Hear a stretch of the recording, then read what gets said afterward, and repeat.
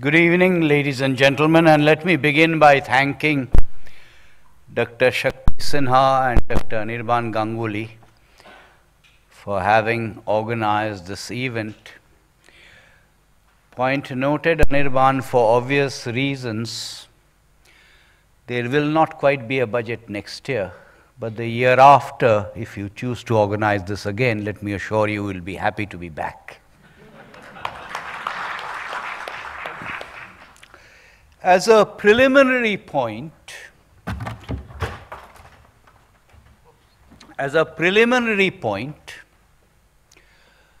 this year, as a council, as the Economic Advisory Council to the Prime Minister, we decided that the panel as a whole, the Economic Advisory Council as a whole, should be a panel that would give its reactions on the budget. It has never happened in the past, it was a first. And on the 1st of February, we did it for Doordarshan. And today also, the idea was that all the panel members would be here. Unfortunately, travel commitments, other prior commitments did not allow the other 3 members to be present, but that was the intention. Initially, as Shakti said, in the 10 or 12 minutes that I have, I propose to make some remarks, and then the intention of today's meeting is to have a discussion. But before that, Shakti, one of the most interesting commentaries on the budget that I've ever read. There used to be a magazine, a newspaper. It never had a print version. I don't know how many of you read it or read it. It no longer exists. It was called Unreal Times. And in the year 2015, Ashwini Kumar wrote a piece in Unreal Times which said how to pretend to be an expert on the budget without knowing anything about it. And he had a list of 10 points you'd make, of which anti-poor was one, but there were another 9. So if you propose to write commentaries on the budget, please go read up what Ashwin had said. The union budget is an annual kind of event which attracts a lot of hype and media attention. In my view, quite unnecessarily. There are historical reasons why there has been the hype associated with the union budget, but they ought not to be that hype. The union budget happens on one single day of the year. The remaining 364, 365 days of the year are not days on which the government goes to sleep. Or at least this government does not go to sleep. So therefore, what happens on the 1st of February needs to be considered against the backdrop of what the government has been doing in all of those other 364, 365 days, not only this year, but since this government came into being in May 2014. So any attempt to try and understand the budget, delinking it from the continuity of government policies is completely unwarranted. Constitutionally, the union government's budget is nothing more and nothing less than an annual statement of the union government's revenue and expenditure, full stop. That's what it is. And everyone present here knows there is a substantial amount of devolution, fiscal devolution, that already happens to the state governments. It happens by virtue of the recommendations of the 14th Finance Commission.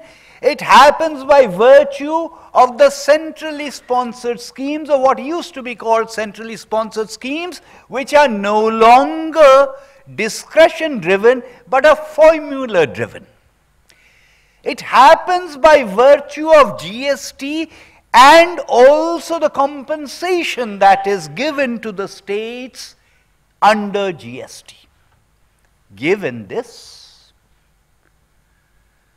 assuming fiscal consolidation is the target, and it has been the target for this particular government, the reason there was a slight bit of fiscal slippage in 2017-18 was because the GST revenue could be counted only for 11 months and not for the entire year.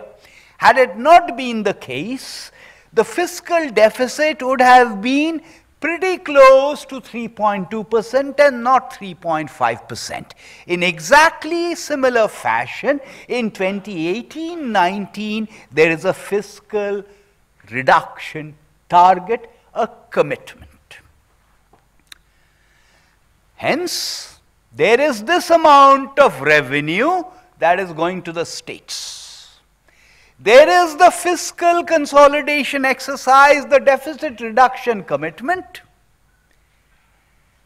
and there are obligations under the 7th schedule that the union government has to adhere to, be it in the form of delivering railways, be it in the form of delivering national highways, be it in the form of something else that is the union government's purview under the 7th schedule.